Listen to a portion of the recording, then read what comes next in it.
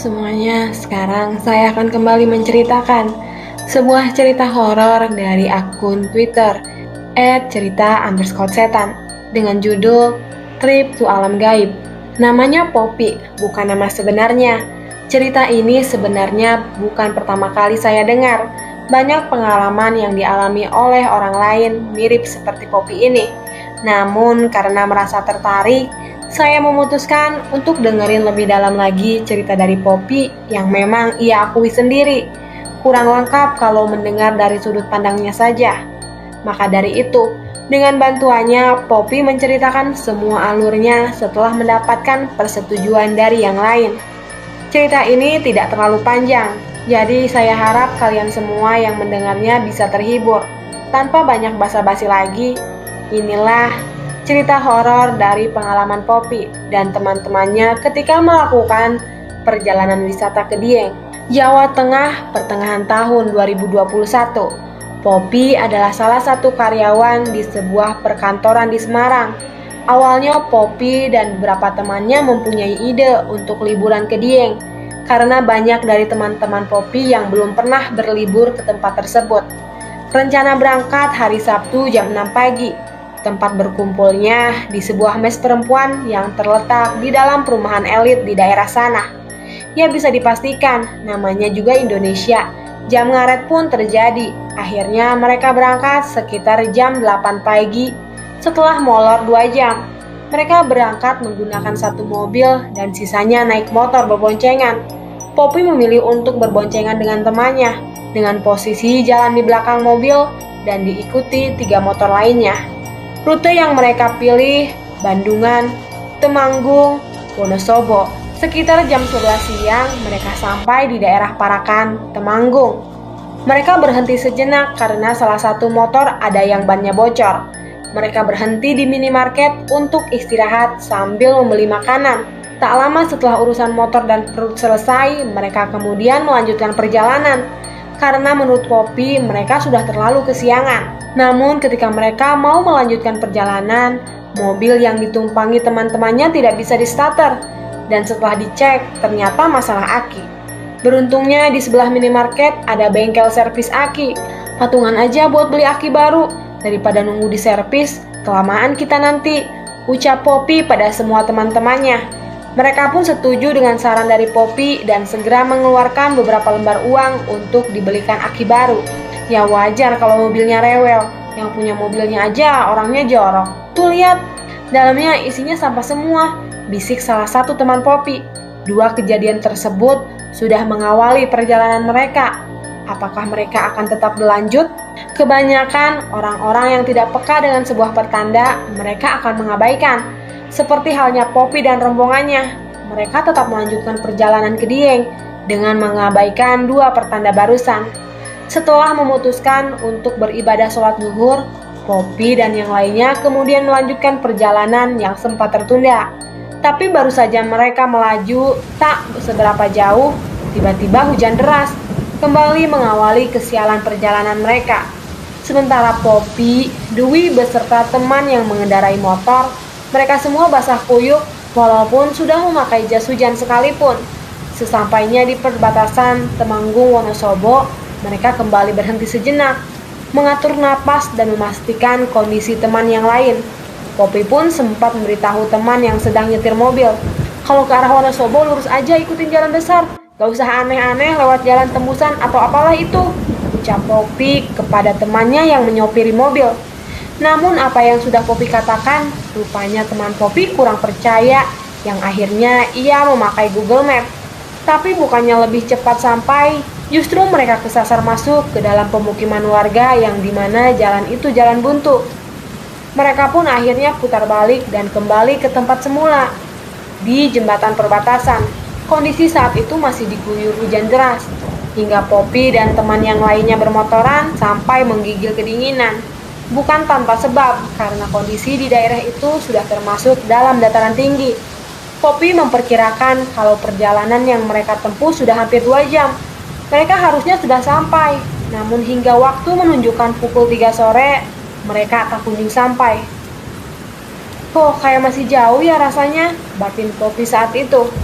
Sudah menjadi hal wajar dan lumrah kalau mereka merasa kesal karena kondisi yang lelah dan kedinginan. Dengan baju kotor dan basah sekalipun, semangat mereka tetap membara. Tepat pukul 4 sore, akhirnya mereka sampai di tujuan, di tempat wisata Dieng.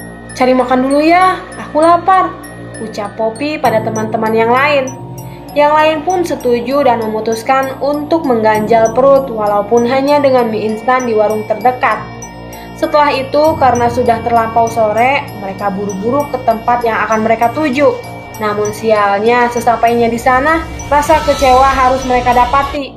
Pasalnya, jam operasi tempat wisata untuk pengunjung sudah tutup. Tanpa pikir panjang, Poppy yang saat itu masih hafal dengan tempat wisata yang ada di sana, menyarankan untuk pergi ke Kawasi Kidang. Yang lain pun mengiyakan. Tepat pukul 5 sore, mereka sampai di Kawasi Kidang. Gak banyak yang mereka lakukan di sana karena mengejar waktu. Mereka hanya mengabadikan momen kebersamaan dengan jepret sana jepret sini menggunakan ponsel masing-masing. Bersamaan dengan itu, kabut tebal mulai turun dan azan maghrib mulai berkumandang, memaksa Poppy dan rombongannya untuk segera keluar dari area kawah. Ya, kalian juga pasti tahu kan, waktu itu wayah surup, yaitu waktu pergantian siang dan malam, di mana jin dan setan mulai menunjukkan eksistensinya. Tapi mereka lupa akan hal itu. Saat itu juga mereka melanjutkan perjalanan balik pulang. "Pop, gantian ya. Kamu yang ikut mobil, aku nebeng di motor," ucap salah satu teman Poppy, meminta Poppy untuk bergantian tempat. Ibarat kata, pucuk dicinta, ulam pun tiba. Poppy pun mengiyakan. Akhirnya bisa senderan, batin Poppy bahagia. Mereka memilih rute yang berbeda dari sebelumnya, via Bawang, Batang, kemudian Semarang melalui Pantura. Biar lebih cepat, pikir Poppy. Sebenarnya aku udah ngerasa aneh dan serem sih. Di dalam mobil tuh ribut banget. Biasanya aku juga seribut mereka, tapi entah kenapa rasanya gak mood banget buat ngobrol. Akhirnya aku yang duduk di kursi belakang ya cuma diem aja, kata Poppy sambil mengingat-ingat selama perjalanan. Teman-teman Poppy bernyanyi dan ketawa gak jelas, sampai salah satu teman Poppy yang bernyanyi itu membuka jendela mobil dan teriak mengajak teman yang naik motor untuk ikut bernyanyi. "Hei, ayo nyanyi band, seru!" teriaknya. Di samping itu, mereka melewati jalanan yang sepi dan tanpa penerangan, kecuali dari kendaraan mereka. Dan parahnya, kabut tebal mulai turun dan menutupi jarak pandang mereka. Poppy kesal dan mulai memarahi teman yang ribut itu. Sampai Adrian yang saat itu sedang nyetir pun memarahi karena sudah merasakan kalau malam itu sudah tidak beres. Tapi namanya juga orang ngeyel. Orang yang ribut tadi tetap saja tidak mengindahkan peringatan dan melanjutkan teriakannya. "Wong kong ini kok dibanding-bandingi." Ya, seperti itulah teman-temanku, kata Poppy sambil menghembuskan nafas. Selama di perjalanan, Poppy benar-benar merasa bad mood, parah dan kesel banget. Hawanya tuh, desis Poppy agak kesel. Hingga tanpa tendeng aling-aling, Ardian yang sedang menyetir pun tiba-tiba menghentikan kendaraannya, membuat mereka semua yang ada di dalam mobil terkejut. "Hei, itu apa putih-putih?" ucap Adrian sambil menunjuk. Sontak, Poppy pun langsung melirik ke arah yang ditunjuk Adrian, dan Poppy pun membenarkan kalau ia juga melihat ada sosok putih terbang. Tak lama kemudian, satu motor menutupi jalan. "Berhenti dulu bentar, ini remnya belum," katanya. Bertepatan dengan itu, Poppy ingat betul dengan lokasinya, kalau posisi mereka ada di daerah Bawang. Kalian yang tahu pasti ngerti daerah ini. Kalau di sini tuh gelap gulita dan hanya ada 2 hutan pinus yang lebat. Jalannya pun turunan terus. Saat itu mereka berhenti untuk memperbaiki motor. Tak lama setelah dirasa sudah beres dan aman, mereka kembali melanjutkan perjalanan.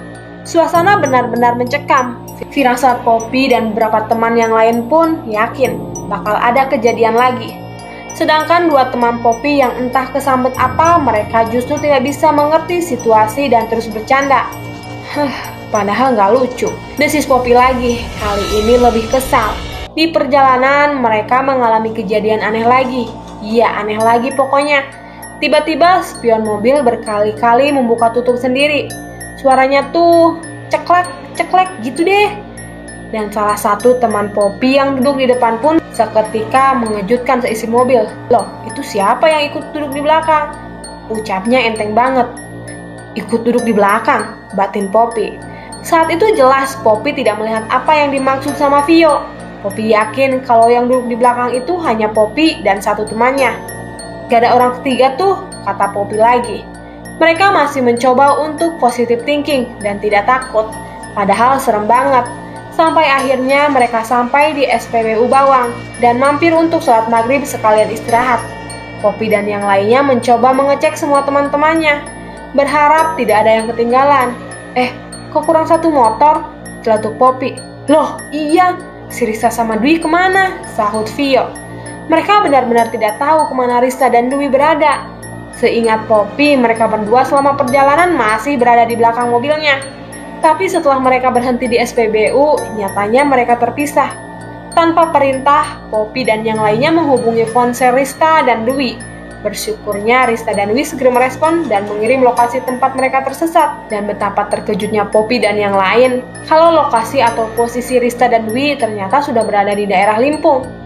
Aneh banget deh ini, jaraknya kan jauh banget. Mana mungkin juga bisa sampai sana. Bahkan belum ada 15 menit loh. Poppy mulai panik. Yakin ini udah gak wajar? Meski ada apa-apa, jauh banget loh. Gak mungkin. Celetuk Adrian yang juga ikut panik. Adrian adalah salah satu teman Poppy yang orangnya lebih paham dengan hal mistis. Mereka kemudian memutuskan untuk mengikuti lokasi yang dikirim Rista dan Dwi. Tetapi aneh, mereka hanya berputar-putar dan tidak menemukan tempat yang mereka yakini adalah lokasi kedua temannya itu. Sementara ciri-ciri lokasi yang disebutkan Rizka pun mereka juga tidak menemukan. Benar-benar aneh dan di luar nalar. Di samping mereka yang kebingungan, beberapa teman Poppy yang di dalam mobil pun juga merasa aneh. Jika tempat yang mereka lalui melewati sebuah perkampungan yang gelap tanpa penerangan, kayak kampung mati gitu, kata Vio. Dan yang lebih menyeramkan ketika melintas jembatan. Mereka melihat di pinggir jembatan ada seorang berbalut sarung dan sedang duduk bersebelahan dengan sesajen. Tapi anehnya, Poppy dan Adrian tidak melihat hal itu. Tak lama kemudian, mereka akhirnya berhenti di kantor kepala desa. Di sana mereka memutuskan untuk mencari secara berpencar. Satu mobil dan satu motor, tapi nihil. Justru mereka bertemu dengan sosok bapak-bapak di sebuah rumah tusuk sate yang jalannya buntu. Mas, barusan juga ada dua anak naik motor berhenti di sini. Mereka katanya malah kayak orang bingung. Setelah mendapat informasi dari bapak tersebut, Poppy menarik kesimpulan. Yap, kita semua disasarin. Akhirnya mereka putar balik ke tempat kumpul dan segera menghubungi Rista dan Dwi kembali. Namun setelah mencoba berkali-kali, panggilan hanya memanggil. Sudah, nggak usah panik dulu. Kita tunggu di sini aja. Terus kirim lokasi kita ke WA-nya Rista dan Dwi. Ardi memberi saran sekaligus mencoba mencairkan suasana. Dan anehnya, tak sampai 15 menit, Rista dan Dwi sampai di tempat mereka berkumpul. Saat itu juga Rista langsung masuk ke mobil setelah memuntahkan cairan. Di dalam mobil, Rista menangis kejar. Dia seakan ketakutan, tampak seperti orang linglung. Berkali-kali Rista bilang kalau di belakangnya ada sosok besar yang artinya ada di posisi Poppy sedang duduk di jok belakang. Tanpa berlama-lama, mereka kemudian bergegas pulang sembari menenangkan Rista di dalam mobil. Di sepanjang perjalanan, Rista tak henti-hentinya menangis. Dia masih sesekali menengok ke belakang. Sampai di SPBU sebelum masuk ke alas roban, mereka berhenti. Masih mencoba untuk menenangkan Rizka yang masih panik dan nangis. Bukannya tenang, Rista justru semakin histeris. Seolah dia diganggu oleh sosok di belakangnya. Poppy pun masih terus mencoba membacakan doa-doa yang ia hafal. Tapi setiap Poppy membisikkan doa di telinganya, Rista berkali-kali nengok ke belakang sambil menangis. Sampai pada lantunan doa yang beberapa kali tubuh Poppy mendadak gemetar hebat ketika memeluk Rista. Seperti ada energi lain yang membuat tubuh Poppy demikian. Baca istighfar aja aku sampai susah, saking gemetarnya. Poppy masih berusaha untuk tetap tenang sambil membacakan doa sebisanya. Dan karena Poppy merasa nggak kuat, Poppy sebentar menjauh dari Rista. Aneh, pas aku ngejauh dari Rista, tubuhku malah biasa aja, gak gemeter lagi. Rista pun meronta dan teriak kalau mau keluar dari mobil, tapi Poppy masih bisa mencegahnya. Karena sudah buntu, Poppy dan yang lain memutuskan untuk membawa Rista ke tempat orang pintar atau praktisi spiritual setelah mendapat kabar dari temannya yang ada di daerah Batang. Poppy dan beberapa temannya memilih untuk menunggu di SPBU, sedangkan Ardian, Rista dan Vio mereka yang ke tempat orang pintar tersebut. Gak lama mereka akhirnya kembali. Poppy masih tetap di sebelah Rista untuk menenangkan dan membacakan doa untuk Rista. Sampai pada keanehan yang berikutnya, setiap Rista dibisikkan doa, dia selalu menghindar. "Rista cepet, banyak-banyak ngucap astagfirullah," kata Vio. Dan si Rista ini cuma ngangguk. "Buruan diucapin astagfirullah gitu," kata Vio lagi. Kesal. Rista malah bicara gak jelas sambil senyum. Yang itu bukan Rista banget, pikir Poppy. Setelah dirasa cukup istirahatnya, mereka kemudian melanjutkan perjalanan menuju Semarang. Karena waktu sudah menunjukkan pukul 12 malam. Dan ternyata perjalanan mereka masih tetap sulit. Benar-benar sulit. Salah satu ban motor milik temannya bocor lagi. "Pada pulang duluan aja, kasihan Rista. Aku cari tambal ban, habis itu nyusul," kata Ardian. Frustasi dan sempat debat panjang. Tiba-tiba Rista teriak kencang yang membuat seisi dalam mobil terkejut dan diam. "Gak ada kayak gitu, berangkat bareng, pulang ya bareng," sahut Rista sambil teriak. "Oke, aku pikir dia udah baikan, jadi kita nurut," batin Poppy. Setelah mengalami suasana mencekam dan banyak drama, mereka kemudian melanjutkan perjalanan. Poppy dan yang lainnya karena kelelahan akhirnya tertidur, kecuali teman yang nyopir. Di situ Rista mulai aneh. Dia mulai manja ke Poppy, namun Poppy tak menggubris karena memang kelelahan. Tepat pukul 2 dini hari, mereka baru sampai di mes dan lanjut istirahat. Keesokan harinya, di Minggu pagi, Poppy mengira kalau semua sudah kembali normal. Ternyata dugaannya salah. Rista berubah seperti semalam. Dia itu orangnya nyablak dan ribut, tapi sekarang dia kalem dan bahasanya halus. Bahkan dia yang biasanya manggil aku Cuk malah nyebut nama panggilanku dengan lengkap. Dan suaranya begitu lembut banget, dan itu bukan dia banget. Terus tiba-tiba dia bisikin aku gini, "Poppy, orangnya masuk kamar depan. Tidurnya sama Mbak Yul, teman sekantor mereka yang ada di kamar depan." "Hihihi," kata Rista sambil tertawa. Dia cekikikan senang. Anjir, panik banget. Tapi aku tahan. Dan malamnya kita interogasi dia. "Riz, kamu lihat orangnya sehari berapa kali?" tanya Poppy. 3 kali. Di kamar Mbak Yul, di atas balkon, sama tadi ngikutin cari makan, jawab Rista dengan entengnya. Setelah itu, Poppy dan Pio saling chat dan lirik-lirikan. Kebetulan mereka sama-sama tidur di ranjang atas. Jadi sekamar mereka berempat dengan 2 ranjang tingkat. Sementara para lelaki pada ikut ngumpul untuk memecahkan masalah Rista. Waktu itu Rista makin aneh, manja dan usil. Poppy pun tak luput dari keusilannya. Mereka menjaga Rista hingga subuh menjelang dan selama itu pula banyak sekali gangguan.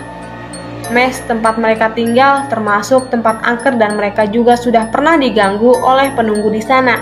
Ditambah dengan aura dari Rista yang semakin mengundang mereka yang lain, jadi makin ribut.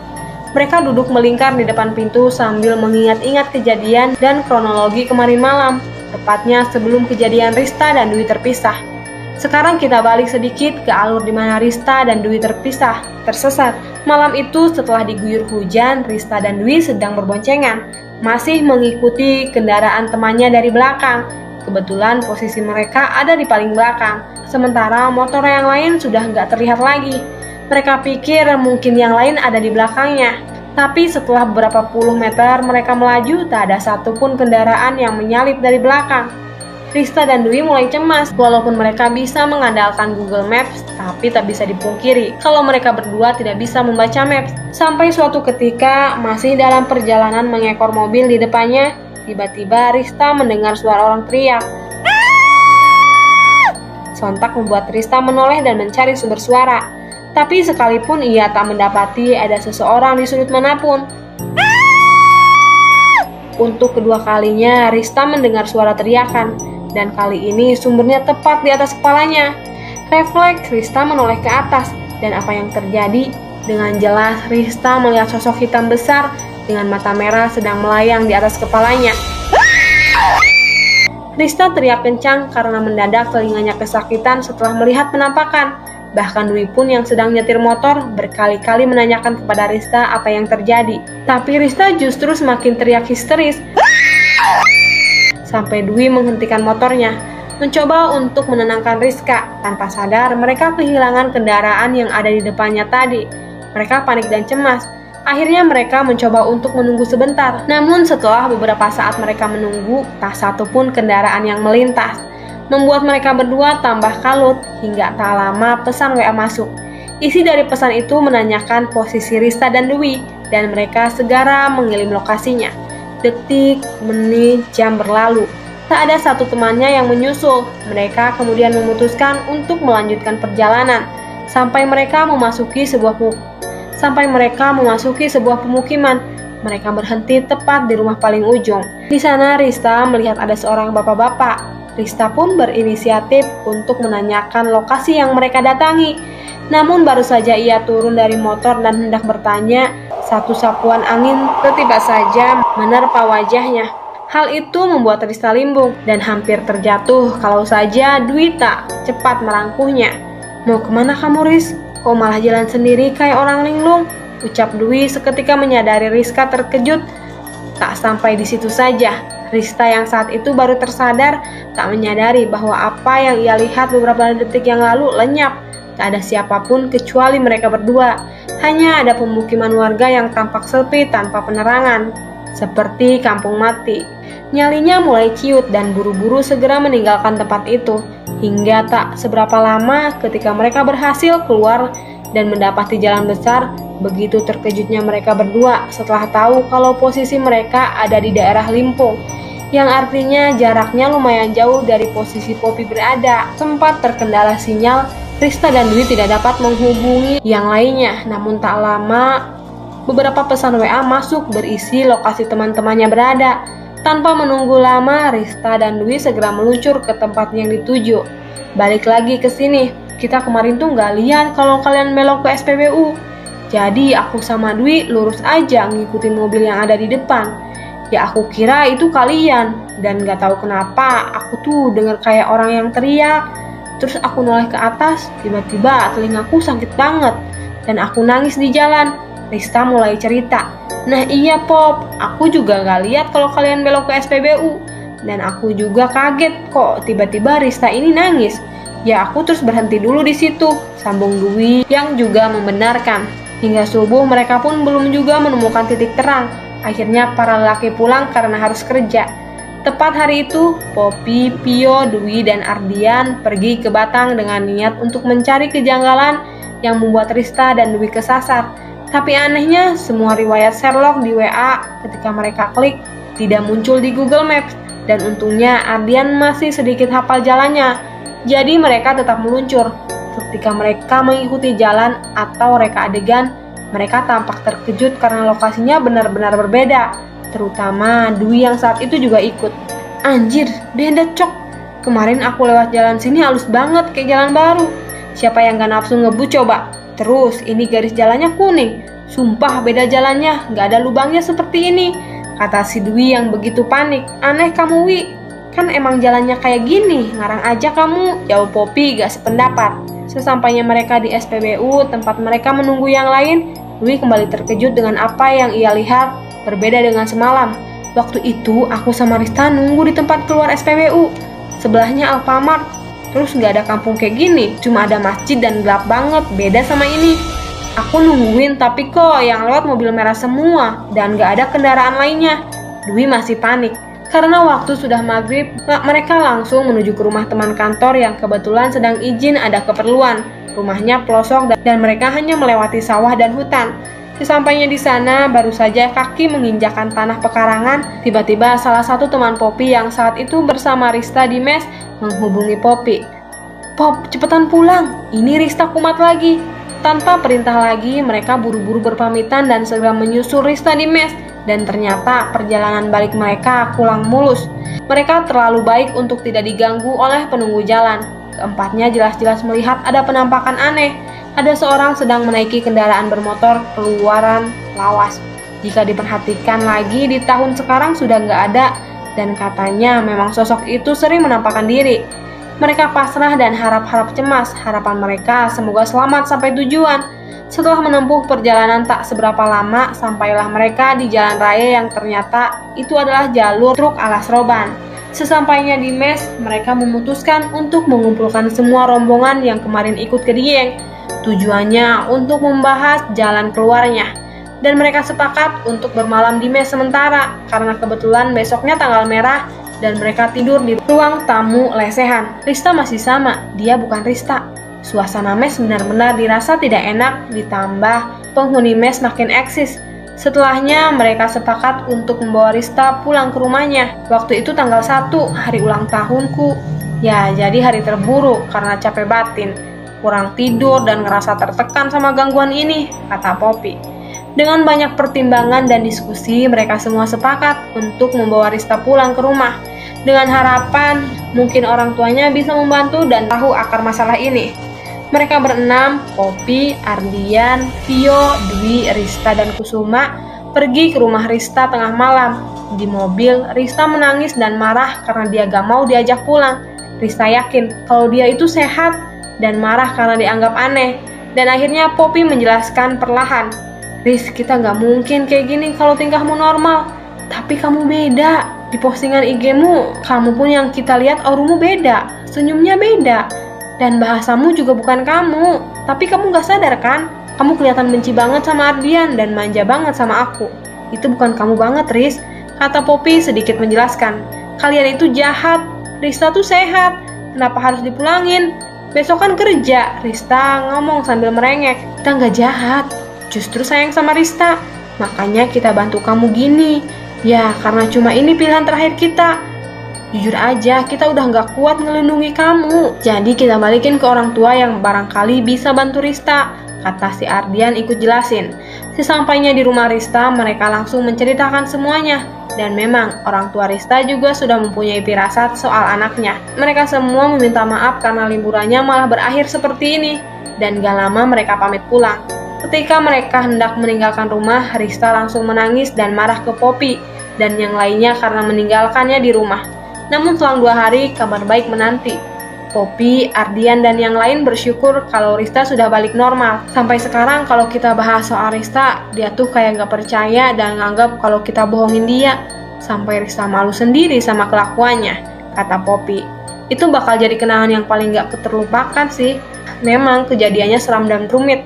Tapi dari kejadian itu, kita satu tim jadi kompak dan deket kayak keluarga. Semoga kejadian kayak gini nggak akan terulang lagi sama siapapun. Aku juga berharap kalian hati-hati kalau jalan-jalan atau liburan ke alam terbuka, terutama kalau menjelang maghrib. Mending berhenti sejenak, sholat dulu baru jalan. Jangan kayak kita. Mungkin kita diganggu itu karena emang turun dari Dieng di waktu yang salah, sambung Poppy. Ya, sekian dulu pengalamanku tahun lalu. Terima kasih yang sudah mau membaca. Semoga terhibur dan bisa mengambil pelajarannya.